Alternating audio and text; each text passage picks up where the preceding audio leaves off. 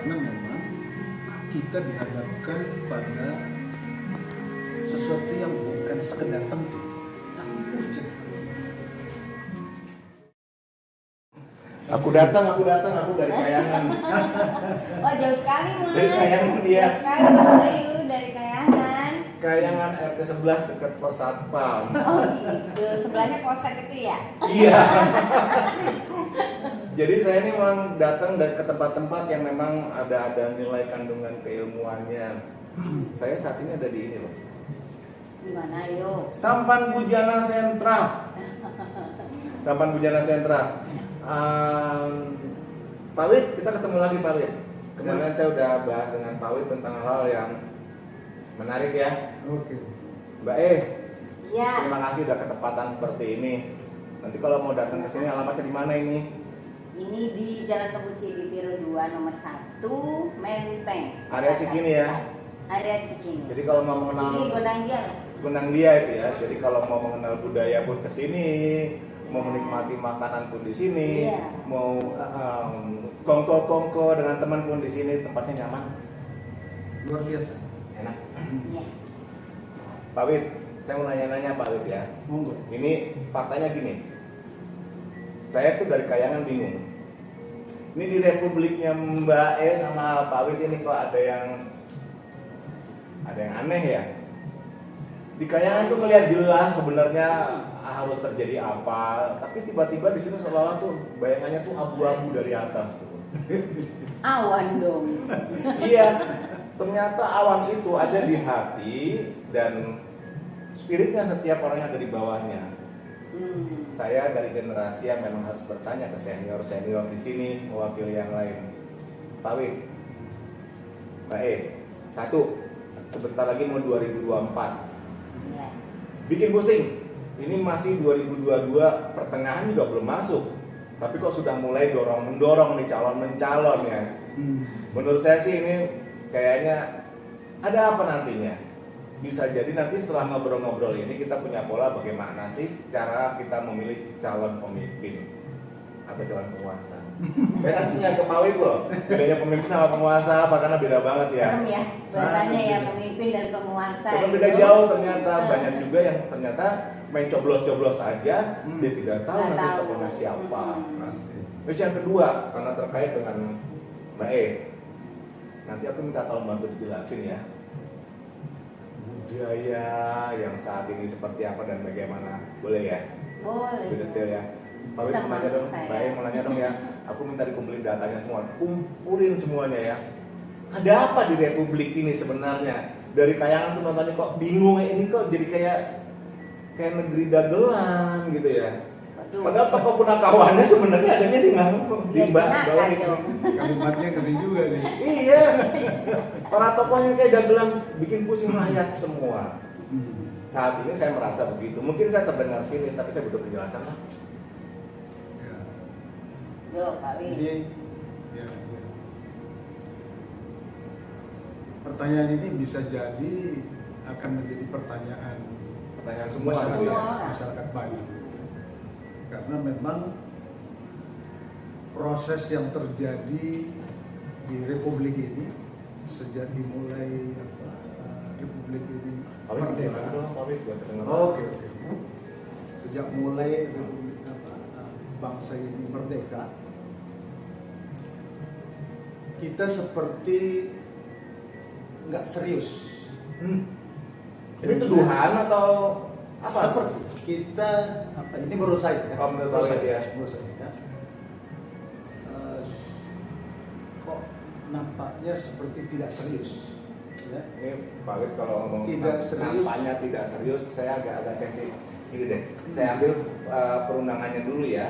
Coba Pak Wid jelasin ke Mbak Wid dulu ya, kenapa nggak serius? Monggo silakan.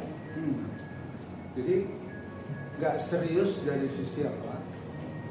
Bagaimana bangsa ini menjalankan hidupnya dengan cara Pancasila. Padahal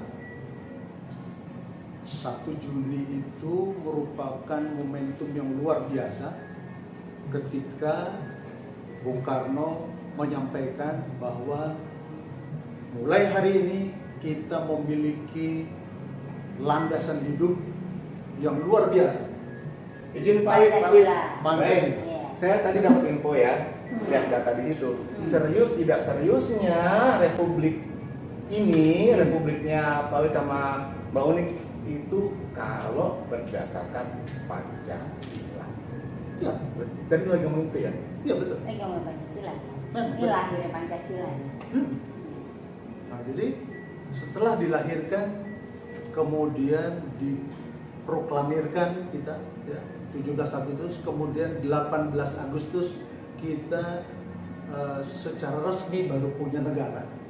Indonesia ini baru menjadi negara, dan Pancasila sudah dimasukkan di dalam alinea keempat preambul Undang-Undang Dasar 45. Ya.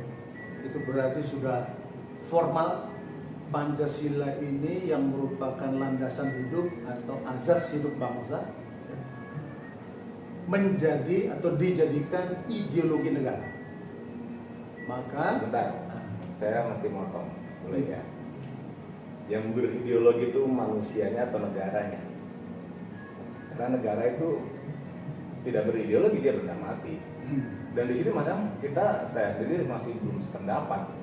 Tapi gak apa-apa, yang penting kita bicara mengenai Pancasila paling ya. jadi begini,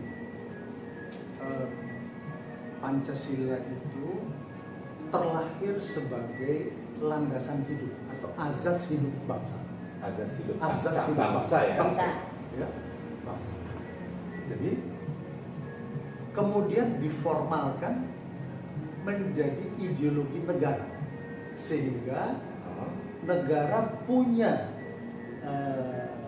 amanah, membawa amanah, ya, untuk menjalankannya di dalam format kenegaraan, Ya. ya, untuk dijalankan oleh seluruh umat manusia di Indonesia ini, Masyarakat Indonesia. masyarakat yang mau disebut sebagai rakyat Indonesia. Oh, Nah, ini ini lain persoalan. waktu saya ngobrol sama Pak Wid awalnya ya, ternyata Pancasila bukan untuk rakyat Indonesia saja. Itu Tapi saya masih dunia, ya? saya masih bingung ya, karena Pak Wid itu rupanya sudah menggali ini, mempelajari ini 11 tahun. Iya. Dari tahun 2007 ya? 2007. Ya. 2007. Pak Wid apa aja sih selama itu Pak Wid? Selama 11 tahun ya? Lama loh, 11 tahun. Lama loh. Ya, Dapatnya apa aja sampai Pak Wid masih berpendapat bahwa Pancasila itu penting? saya juga tidak pernah berencana, ya, untuk itu. Saya juga tidak pernah mengira sampai akhirnya saya seperti diarahkan secara batin, ya, untuk memikirkan Pancasila. Itu saya juga nggak paham waktu itu. Kenapa? Itu di awal 2007. Nah, jadi dan berakhir di 2018, berarti 11 tahun.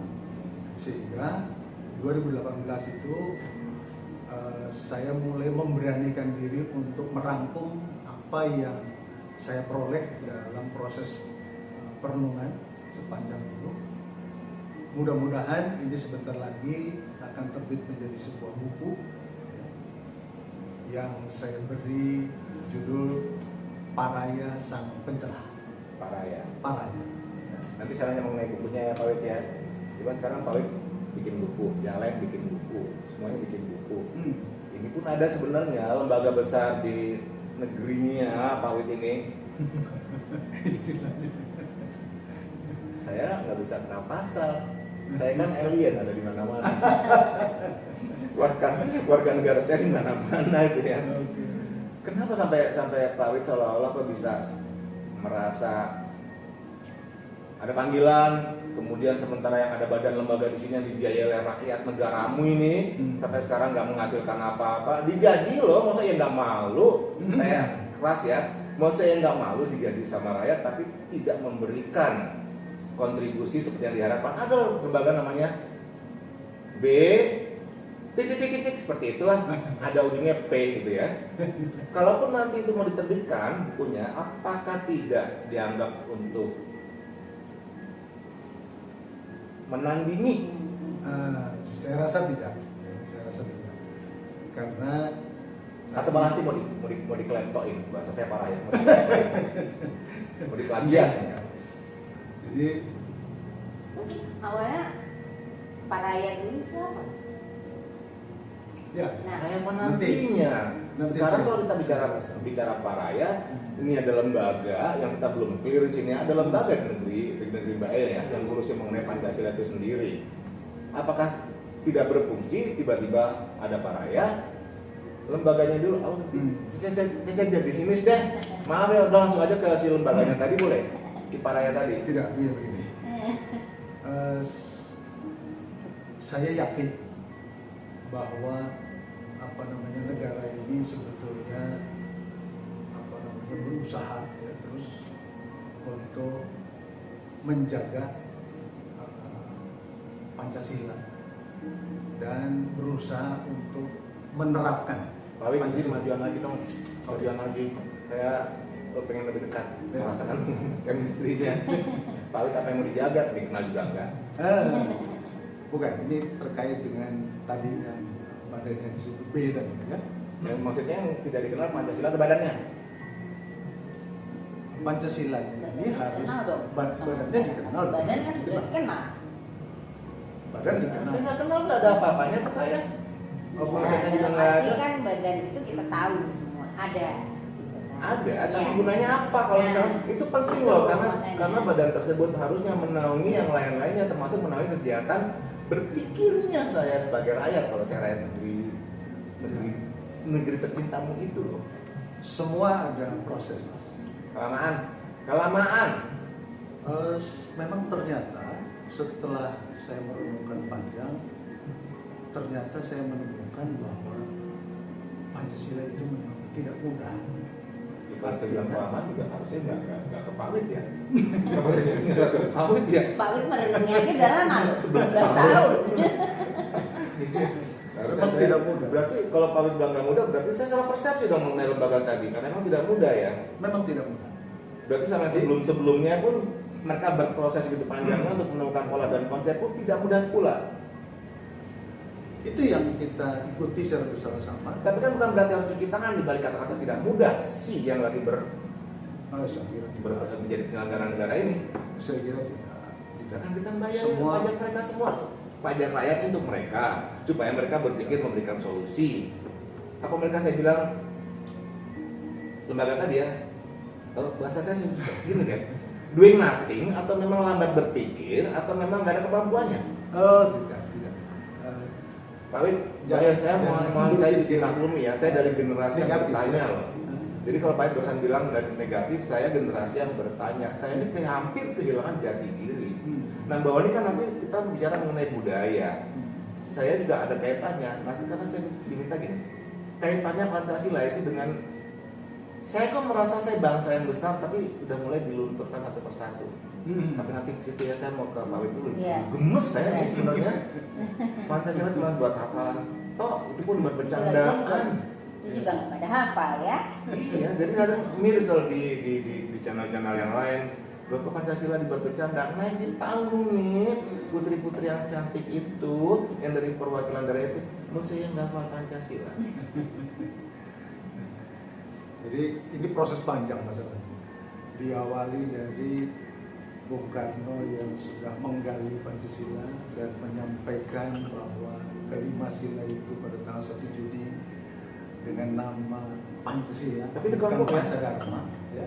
Konfirm ya, penggali ya bukan pencipta ya. Bukan, itu Konfirm ya. Oh, konfirm. Tapi kenapa tadi ada Pancadharma? Tidak, itu kan apa yang disampaikan oleh Bung Iya, Karno. kenapa bukan Pancadharma? Emang ada niatan jadi Pancadharma? Oh tidak. Karena sekarang kan jadi cuma satu sila, ada arah pergeseran ke situ, dari sila ke sila. Itu adalah opsi yang disampaikan oleh Bung Karno pada saat itu, pada saat sidang PKI. Kan di dalam pidatonya beliau menyampaikan kalau saudara-saudara suka dengan bilangan 5, maka namanya adalah Pancasila. Ya. bukan Pancadhara. Karena dia gitu dia Pandawa juga 5. Iya, itu saya Iya. Pandawa juga 5. Tapi sebenarnya ada penjelasan-penjelasan lain yang saya temukan di dalam proses penemuan Parahyangan. Oke ya. Bukan hanya bukan hanya seperti yang disebut oleh Bung Karno Pandawa 5. Ternyata kehidupan manusia ini justru dilandasi dengan hal yang 5 semuanya. Ya. Jadi nanti saya jelaskan. Tapi Parahyangan ini apa artinya? Singkatan dari apa? Akronim dari apa? Oke. Paraya ini adalah kalau arti bebasnya ya, adalah satu gotong royong yang besar, ya, satu kekuatan gotong royong yang besar. Tapi akhirnya juga saya mendapatkan inspirasi, tiba-tiba muncul kata Pancasila Raya. Ya. Jadi awalnya begini, Pak Wid tadi bilang gotong royong. Saya masih ingat sebelum lama ini, kalau Pancasila dipelajari menjadi Trisila, menjadi Ekasila adalah gotong royong. Apakah ini bukan mengarah ke sana? Bukan berarti saya sedang dikanalisasi untuk menerima si Ekasila itu melalui Parahyangan? Tidak, bukan begitu. Lain kaitannya. Itu lain. Saya nggak boleh menyasar ke sana ya. Jadi pada saat kalau itu ya, ini saya jelaskan dulu.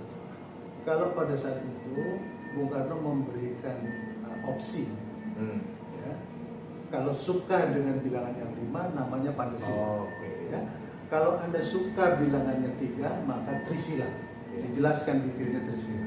Kemudian kalau hanya satu saja bilangannya maka menjadi Ekasila. Apa itu Ekasila? Itu yang disampaikan bukan satu karena gotong royong kan? Ya. Dengan catatan kalau mau bukan berarti sekarang dipaksakan untuk terima gotong royong dong. Tidak. Hakikatnya Pancasila yang 5 sila ini dalam prakteknya di kehidupan sehari-hari yang nyata itu memang bentuknya adalah kegotong royongan. Karena apa?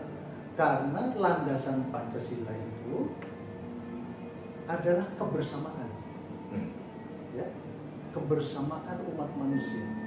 Maka dalam sila keempat juga yang disebut adalah kerakyatan. Kita kenal istilah rakyat. Ya. Kita mau, Mbak, saya ada confuse. Kenapa saya menerjemahkan seolah-olah sila keempat adalah demokrasi? Kayaknya saya nggak sependapat. Saya nggak sependapat karena menurut saya itu sepertinya seolah-olah premis yang digaung-gaungkan oleh dunia barat. Saya punya data karena saya nyari data di undang-undang baik UUD 45 atau kita lihat lagi Pancasila sebagai sumber hukum Indonesia, nggak nemu kata demokrasi. Apa itu dipaksakan kalau kita harus menerima dari Pak Wid yang golok sila keempat. Iya. Kerakyatan. Maksudnya apa Pak? Nah, Lanjut dengan kerakyatan. Anda tahu bahwa dua istilah ini, istilah kerakyatan dan istilah demokrasi. Dua kata ini sebetulnya asal katanya dari luar semua, bukan asli bahasa Indonesia. Demos kratos ya, katanya kekuatan rakyat. Ya, demokrasi adalah demos kratos, ya, asalnya itu dari Yunani. Sedangkan rakyat itu asal katanya rokyah. Rokyah. Ya, Rakyat. itu dari Arab. Dari Nah, bahasa dari Arab kan. Tadi kalau demokrasi itu dari Jawa. Yunani kan. Banyak nih Plesetan. Yang Bukan dia ya? bukan, bukan. Itu Mbajum. Yum. Ya, oke, saya selesaikan dulu supaya ini jelas. Ro'yah itu ternyata artinya apa? Kepemimpinan. Ya, kepemimpinan. Nah, sehingga rakyat itu adalah pemimpin sebetulnya. Rakyat. Ya. Nanti loh, jangan diurus dulu. Udah nafsu nih, Pak. Nah, jadi Berarti salah dong Pak Awid kelamaan. Berarti salah dong selama ini kita nerima paham demokrasi. Berarti saya ini generasi yang terbodohkan kerakyatan karena saya jadi kerakyatan. Sementara kalau kita bilang demokrasi yang dibawa tadi udah pasti suara terbanyak. Saya barusan di dalam karena suara terbanyak seolah pasti benar itu terjadilah dagang suara, dagang kursi. Jadi ini Republik ini dikuasai oleh pedagang ya, usahawan atau negarawan sebenarnya. Nggak gitu Pak Wid ya, maaf. Lanjut Pak. Ini kan kita selalu berada di dalam kancah politik. Ada politik luar negeri, ada kepentingan luar negeri atas bumi kita ini yang begitu kaya segala macam. Maksudnya Pak Wid terus terang Pak Wid, ada mereka ada kepentingan di sini. Pastilah. Jadi mereka menggelincirkan kata-kata demokrasi yang sebenarnya tidak ada di undang-undang di Indonesia itu Pak. Kita menerima loh Pak. Ya itu memang ini setelah saya temukan ya,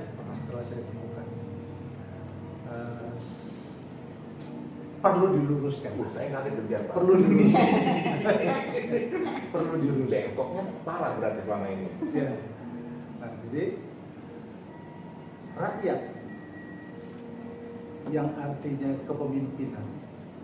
Sekarang kalau kita lihat suatu kepemimpinan maka ada pihak lain yang terpimpin.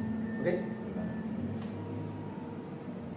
Sedangkan demokrasi yang berasal kata dari demos kratos menurut sejarahnya yang saya baca ya, yang itu dimulai kalau tidak salah sejak 4 abad sebelum Masehi, itu merupakan pemberontakan atas monarki absolut yang pada saat itu hanya seorang raja diraja yang berkuasa.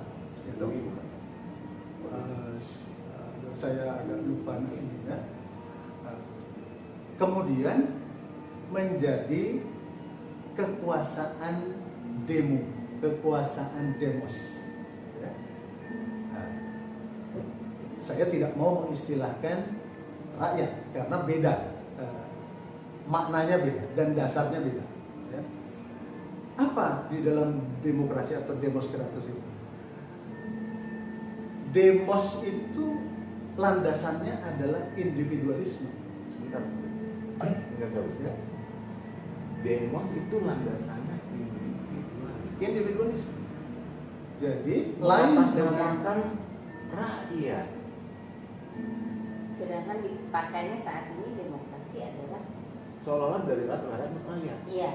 Padahal ada pengelabuan, maaf ya, kalau saya kalau dengan bahasa Inggris ya, ada penggelinciran makna ini. Individu mengatasnamakan rakyat. Saya tidak mau masuk dulu kepada kemungkinan penggelinciran atau apa. Saya masih mau berpikir positif saja dulu, bahwa ini memang perlu diluruskan kembali. Karena apa? Pancasila ini harus bisa dipahami, atau kalau saya lengkapi prosesnya, harus dikenali, dipahami, dijiwai, diyakini untuk bisa dilakoni atau diamalkan ya, secara utuh kan ya, dan murni ya, utuh dan murni. Nah, saya kasih gambaran begini. Pancasila ini ternyata adalah satu-satunya ilmu yang diberikan atau dianugerahkan oleh Maha Beliau, Tuhan yang Maha Sempurna, melalui hati nurani para pendiri bangsa yang menangkap kelima sila itu, sehingga terumuskanlah dalam rumusan Pancasila seperti sekarang. Iya, ya. Maaf itu kan kalau Pancasila sebagai satu paket, ya, satu paket yang ada di setiap individu yang kalau bilang tadi sampai diyakini gitu ya. Sebelum ke situ, sebelum paket ini jadi paket, saya mau buka dikit mengenai sila keempat tadi, demokrasi. Saya masih belum ini Mbak Nitya, saya masih belum bisa menerima keadaan bahwa ternyata penggelinciran itu demikian lamanya tentang demokrasi. Monggo silakan Bang ini mewakili, udah saya coba ambil data dulu ya ke Pak Widyan. Saya masih protes, aku ini seolah-olah nesu tenan gitu, buang sama yang sebelum-sebelumnya atau gimana. Karena ternyata itu bagaikan premis tok kita dipaksa nerima tanpa dasar hukum. Karena di undang-undang nggak ada kata demokrasi. Monggo silakan belajar dulu, saya cari data dulu ya. Oke, gimana Bu? Kalau saya mending kembali lagi kepada tujuan atau sebagai pengamalan paraya di sini nih apa? Iya. Ya. Ya, nanti Itu pertanyaannya Mas buat Bayu Mas ini Bayu. nanti apa namanya masuk dalam pembicaraan Iya. lebih detail. Iya. Ya. Kalau Gitu. saya lebih menjurus ke paraya ini nih. Oke. Gimana? Jadi setelah 11 tahun saya menemukan paraya ini, saya merenungkan tentang Pancasila. Ya. Pertama saya perlu jelaskan dulu tentang apa itu paraya. Oke. Paraya ini menjadi suatu alternatif konsep ya, untuk mencerahkan hati dan pikiran kita semua, rakyat Indonesia, akan pentingnya Pancasila ya, dalam kehidupan kita berbangsa dan bernegara. Nah, jadi ini bukan main-main. Ya. Paraya ini saya temukan dalam arti bebasnya seperti tadi saya sebutkan adalah gotong royong yang besar. Ya. Nah, itu ketika ini sebetulnya sudah masuk kepada asalnya paraya ini sendiri, ya saya masuk ke situ. Jadi sekitar tahun 2014 saya tiba-tiba kumpul bersama teman-teman alumni Paduan Suara Jayabaya, tempat saya kuliah, ya. Nah, pada saat itu teman-teman bertanya, apa ini kita bikin nama apa nih? Akhirnya saya tercetus tiba-tiba, gimana kalau namanya Ika Paraya? Saya bilang, ya. Wah, apa itu Mas Witi Ika Paraya? Ya, yang terlintas dalam benak saya, Ika Paraya adalah Ikatan Alumni Paduan Suara Jayabaya. Ya. Awalnya begitu. Ya. Jadi itu spontanitas saja. Tiba-tiba apa? Setelah teman-teman setuju, udah kita sepakati, akhirnya bikin WhatsApp group dan sebagainya. Sudahlah, kita mulai berkomunikasi dan sebagainya. Suatu ketika saya bertemu seseorang, ya kalau boleh saya sebut orang tua, ya. Tapi beliau sayangnya sudah mendahului, jadi almarhum sekitar 5 tahun yang lalu. Nah, jadi saya cerita, tiba-tiba aja saya cerita kepada beliau. Saya cerita tentang Ika Paraya. Pada saat saya sebut Ika Paraya, beliau kaget. Hah? Dia dapat dari mana itu? Gitu kan? Tahu artinya? Yang saya tahu cuman ikatan, ya singkatannya aja, ya. Seperti tadi saya sebut. Iya. Pernah dengar ada ungkapan Jawa kuno nggak? Apa itu Om? Saya panggil Om, ya. Apa itu Om?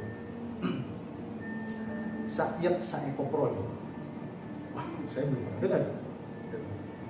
Apa itu artinya Om? Itu artinya adalah satu ikatan, kekuatan atau kesatuan gotong royong, ekoproy. Wah, terus Maksudnya bagaimana dengan Ika Paraya itu? Ya, saya menangkap ini ada benang merahnya dengan kata ekoproyo. Kira-kira kalau di Indonesia kan boleh nggak? Silakan. Apa? Yuk punya pemikiran apa? Kalau kalimat itu di Indonesia kan menjadi sejiwa seika praya, boleh nggak? Oh boleh. Itu spontanitas itu, ya, terjadi seperti itu aja. Nah, jadi kan Anda sekarang nemu sendiri Ika Praya, ya. Oh, iya. Kemudian yang Anda temukan adalah Ika Paraya. Jadi, asalnya dari sini. Dan nanti suatu ketika Anda akan menemukan sebetulnya apa yang Anda cari selama ini. Karena Anda sudah cukup lama, itu ketika 2014 itu berarti sudah 7 tahun saya merenungkan Pancasila. Saya sudah dapat clue, akhirnya saya coba kumpulin, tapi juga masih belum berbentuk banget gitu. Sampai akhirnya saya menemukan kata itu. Maksudnya Om seperti apa? Nanti Anda akan temukan itu kata yang belakang itu, yaitu paraya. Proyo tadi ya. Jadi proyo tadi yang menjadi praya, kemudian ada makna yang cukup besar karena Anda menemukan paraya. Sudah, nggak usah dipikirin sekarang. Sang Om ini bilang begitu ke saya. Sudah, Anda jalani aja. Proses perenungan Anda silakan lanjutkan. Nanti Anda temukan sendiri. Cuma begitu yang disampaikan sama Sang Om. Ternyata 1 tahun kemudian, berarti kurang lebih sekitar 2015, tiba-tiba dalam batin saya itu melintas kata Pancasila Raya, ya, yang kemudian, loh, kok ini seperti ada sambungannya, ya, ada benang merahnya langsung. Kalau gitu, itu kalau disingkat bisa menjadi parah ya dong, gitu kan? Pancasila Raya. Itu yang muncul, ya. Sehingga apa? Langsung nangkep saya pada saat itu. Begini rupa-rupanya. Jadi proses perenungan dan apa yang saya temukan tentang apa itu sebetulnya Pancasila secara utuh dan begitu mendalam dan begitu mendasar, ya. Yang terus terang ini mohon maaf ya sebelumnya, saya memang belum pernah membaca di berbagai literatur, ya, tentang apa yang saya temukan ini, gitu. Sehingga saya waktu itu antara maju enggak, tapi ini terus saya didorong untuk maju, gitu ya, sampai saya menemukan kata paraya itu. Padahal kan selama ini kan selama perenungan pencarian itu Bapak nggak ada yang gaji. Malah backgroundnya insinyur loh, teknik. Ini kan saya kan lagi sinis lagi, ada yang digaji pakai uang rakyat nggak ngasilin apa-apa. Ini saya mah nggak sinis terus ini. Terkait yang sama yang tadi ya, saya cari di literatur di sini tidak ada kata-kata demokrasi. Undang-undang. Nanti dulu. Itu PR berikutnya, Ya, karena ini bahaya nih. Oke, lanjut. Ya. Jadi itu kurang lebih sejarahnya kenapa saya bisa mendapatkan kata paraya itu, yang akhirnya hari demi hari itu semakin menguat bahwa saya perlu membawa pemahaman baru yang menurut saya lebih mendalam ini dan lebih mendasar ini di dalam sebuah konsep, Ya. gitu ya. Dan akhirnya saya temukan konsepnya itu adalah paraya atau backgroundnya adalah Pancasila Raya. Sehingga Pancasila Raya atau paraya ini adalah merupakan suatu sudut pandang yang lebih besar, ya, dan mendalam, Ya. ya, bagaimana kita memandang Pancasila itu sendiri. Pak ya, rumah ya Pak ya. Ya? Jadi Paraya itu sebenarnya rumah induknya untuk bertanya mengenai Pancasila. Ya, lebih itu lebih dari itu. Kalau dengar ungkapannya dari Mas Lim tadi, kan ada pencerahannya ya. Ya kan, ya kalau tadi disebut ada pencerahannya. Jadi lebih dari, nah, tapi ini kaitan dengan dari mendalami dari Pancasila. ya, jadi sedikit juga rasanya terpaksa perlu saya ungkap juga. Ini sebetulnya tadinya satu rahasia pribadi, tapi saya pikir ke depan masyarakat luas juga perlu memahami. Karena apa? Ini terkait dengan proses sejarah saya menemukan Paraya. Ya. Nah, kenapa saya sampai terdorong untuk merenungkan tentang Pancasila? Ini yang menjadi menarik.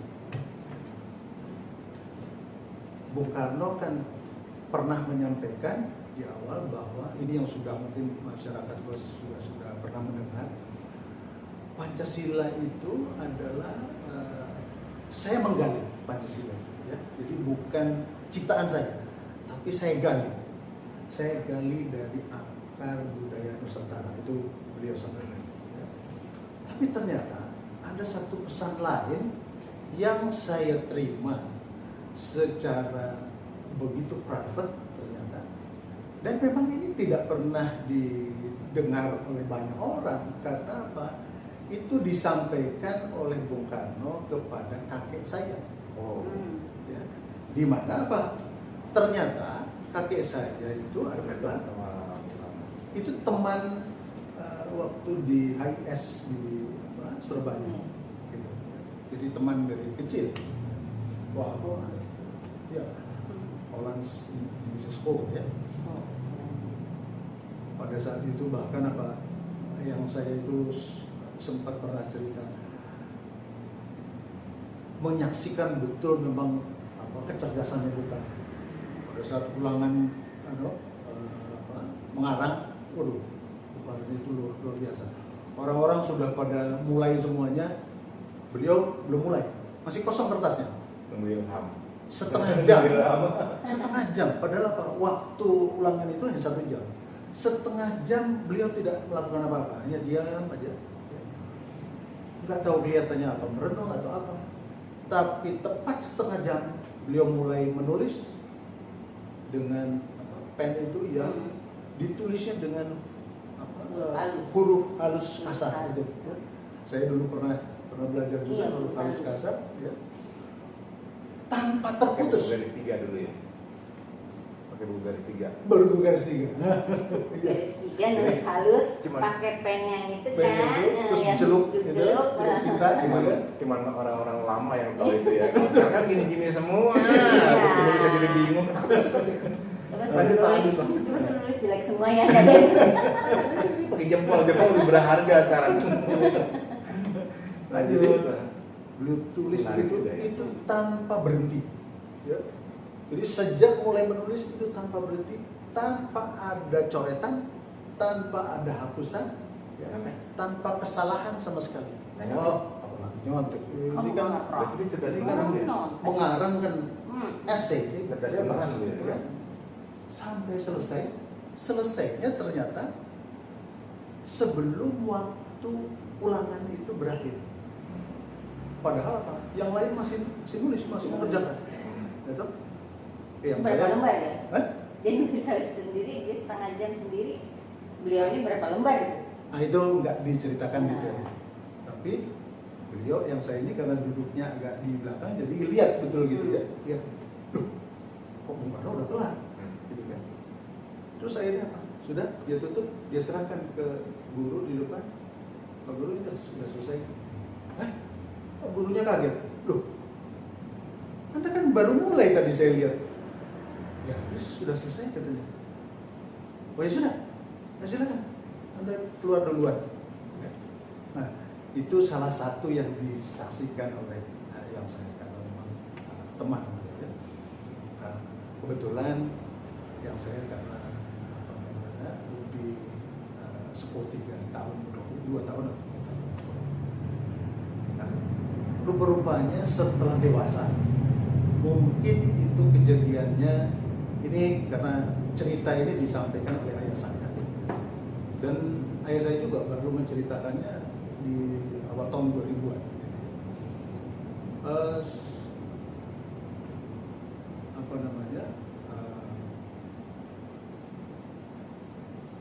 Ini satu daerah Pandina itu seperti begitu ya.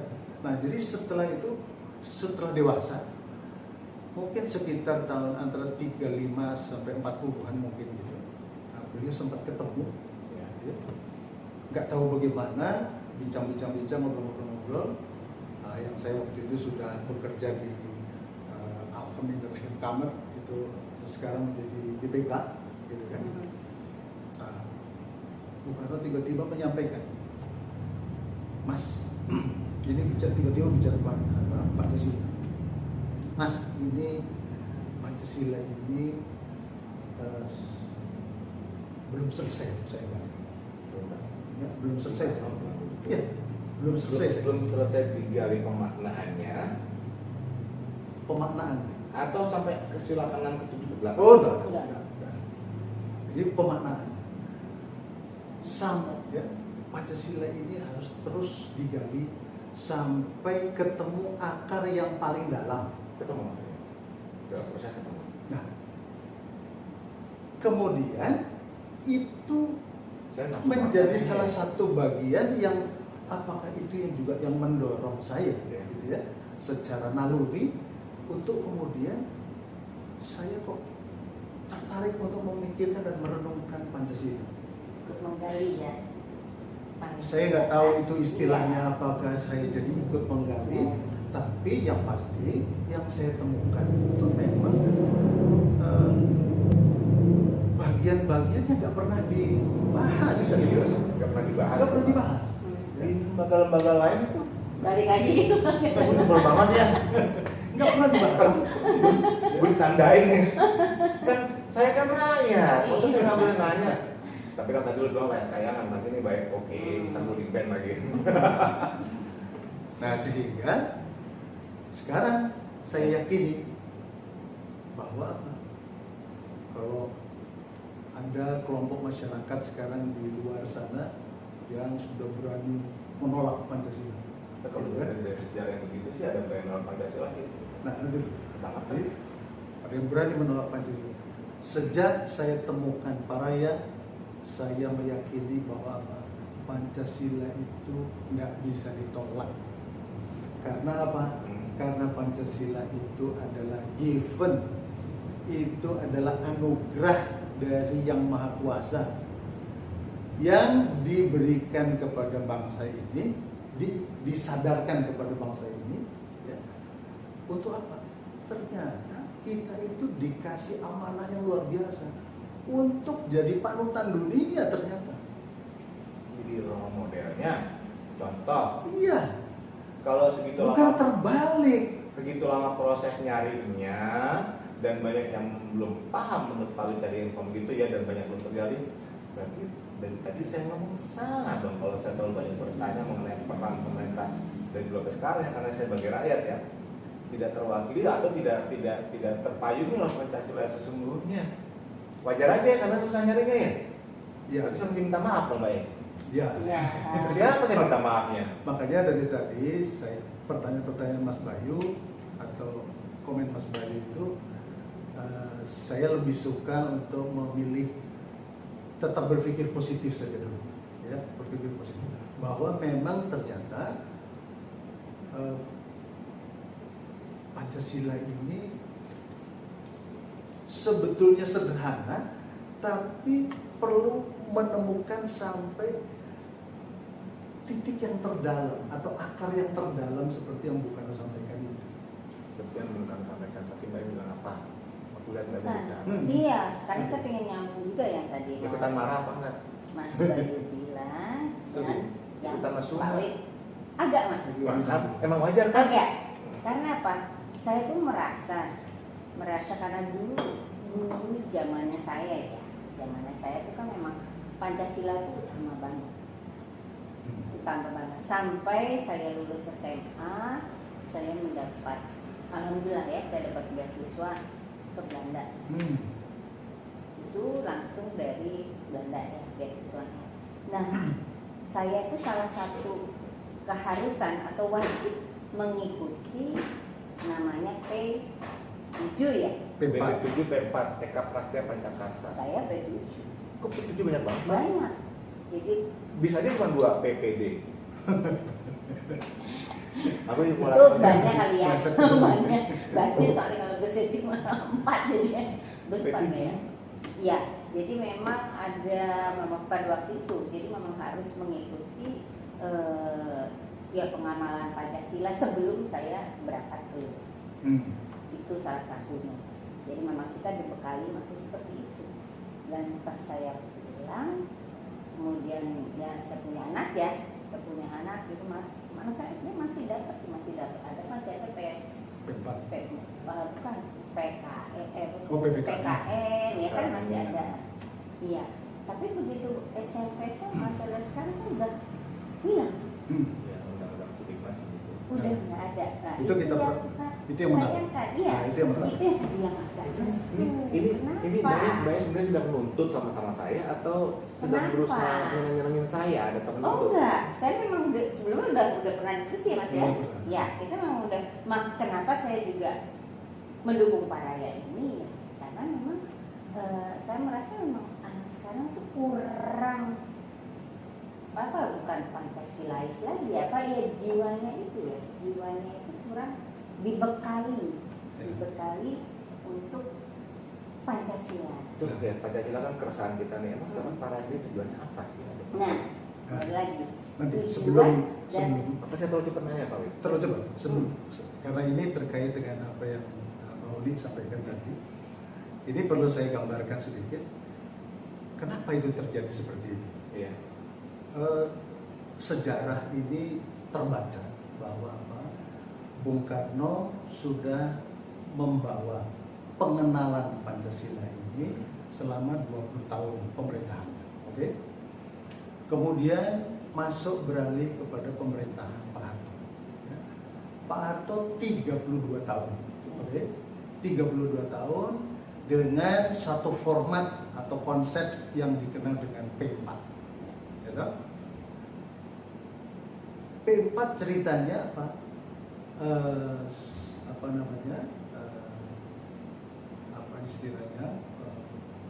Penghayatan dan pengamalan Pancasila. Pakai pedoman kan? Ya. Pedoman penghayatan Itu Pancasila. Ini kelengkapan yang P4. Tapi isinya adalah penghayatan dan pengamalan Pancasila. Tidak dibutir-butir lah. Ya. Itu oke lah. Memang Pancasila dibutir-butir.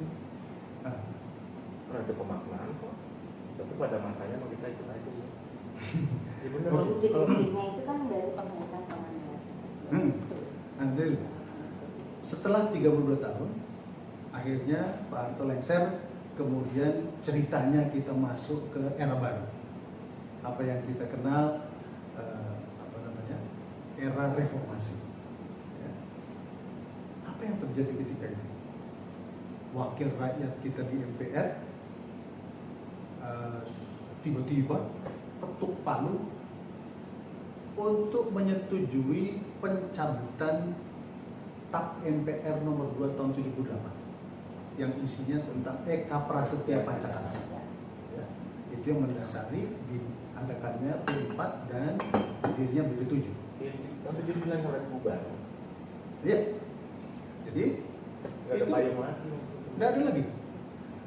Dulu saya berpikir positif masih ini. Ya. Jangan-jangan P4 ini dianggap bahwa sudah kurang tepat gitu ya, mau diperbaiki konsepnya. Saya pikir begitu. Oh jangan-jangan ini akan ada konsep baru. Tapi ternyata setelah saya tunggu, malah nggak ada ya. Tahun 2003 ya. 2003 ada undang-undang Sisdiknas muncul ya, kalau nggak salah nomor 20 tahun 2003. Apa isinya? Menghilangkan pelajaran PMP. Iya. Lepas dari soal isi penyampaian atau pendidikan PMP itu, sebetulnya kata PMP-nya itu sudah benar sebetulnya, pendidikan moral Pancasila. Iya. Jadi yang diajarkan itu moral Pancasilanya sebetulnya. Moral Gitu. Pancasila. Ya. Nah, tapi apa yang terjadi? Itu dihilangkan sehingga katanya diganti pada saat itu dengan DPKM apa istilahnya, ya, atau kewarganegaraan. Sehingga pelajaran Pancasilanya itu seolah hanya menjadi bagian di dalam pelajaran PPKN secara menyeluruh. Ternyata itu di balik itu ada tujuan tertentu ya. Saya belum mau berpikir seperti itu. Tapi tunggu dulu. Di hold dulu boleh nggak? Aku kok kehilangan suara musik ya. Sebentar di hold dulu ya. Oh, mau. Sip.